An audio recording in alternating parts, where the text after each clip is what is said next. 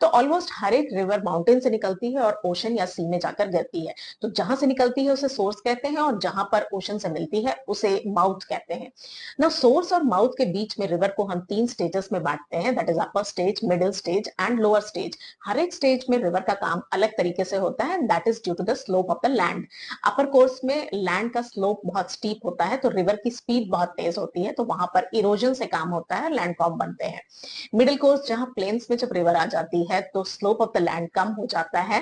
And river का speed भी कम हो जाता है, तो यहाँ पर डिपोजिशन और इरोजन दोनों से लैंडफॉर्म बनते हैं। एंड लोअर कोर्स में स्लोप बिल्कुल ही नगण्य मतलब लो हो जाता है, तो रिवर का जो स्पीड है वो भी बहुत कम हो जाता है, तो वो इरोजन तो बिल्कुल नहीं कर सकती है, तो फाइनली वहां डिपोजिशन से लैंडफॉर्म्स बनते हैं। तो अब हम लैंडफॉर्म्स को स्टेज वाइज समझेंगे। सबसे पहले अपर स्टेज, माउंटेन्स में जब रिवर फ्लो करती है तो वहां स्टीप स्लोप होता है, तो रिवर का स्पीड बहुत ज्यादा होता है, और स्पीड बहुत ज्यादा होती है तो रिवर के पास बहुत फोर्स होता है, वो अपने रास्ते में आने जाने वाली चीजों को तोड़ती फोड़ती आगे बढ़ती है, इसका मतलब इरोजन करती है, खूब ज्यादा इरोजन करती है, तो जो लैंडफॉर्म है वो इरोजन से बन रहा है। तो रिवर बहते हुए अपने बेड को इरोड करके और गहरा बनाती जाती है और अपने साइड्स वाले वॉल को भी इरोड करती हुई गहरा बनाती है, तो इस तरीके से एक वी शेप वैली का निर्माण हो जाता है।